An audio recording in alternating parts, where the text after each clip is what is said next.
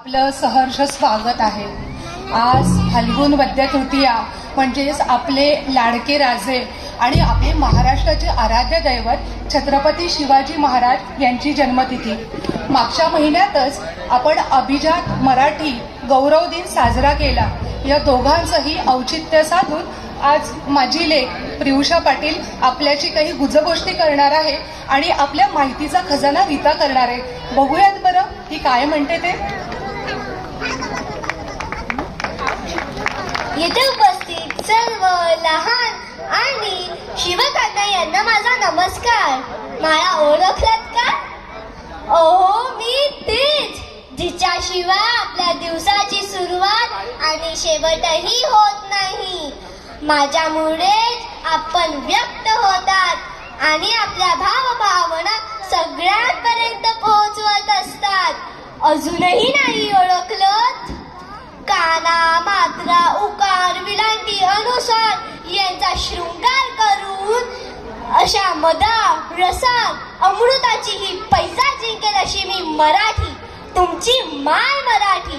सर्वात गर्वाची गोष्ट म्हणजे आपले छत्रपती शिवाजी महाराज आणि संत जनाची मातृभाषा म्हणजे ही मीच मराठी। शिवरायाची दूरदृष्टी ही केवळ रणसंग्राम किंवा गड किल्ल्यांमध्ये मर्यादित नव्हती, तर ती एका सांस्कृतिक पुनरुत्थानाची चळवळ होती। त्यांनी ओळखले होते शब्दांच्या गुलामगिरीतून मुक्त होणे हे आपल्या स्वराज्यासाठी आवश्यक होते। अनेकदा आपल्या देशावर परचक्र आले आणि परकीय शब्द माझ्यात मिसळून मला दूषित केले गेले।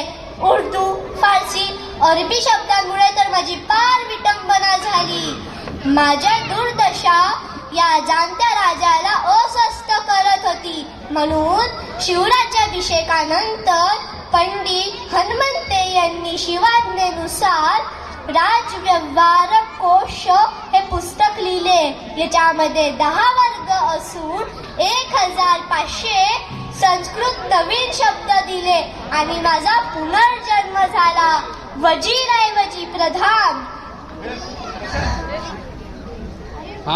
रवानऐवजी प्रस्थान असे अनेक नवीन शब्द माझ्यात सामील झाले आणि मी दष्टपुष्ट झाली।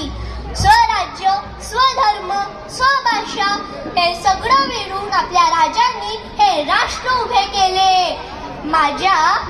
माझी आई म्हणजे संस्कृत भाषा। प्रथमच या भाषेमधून रॉयल सील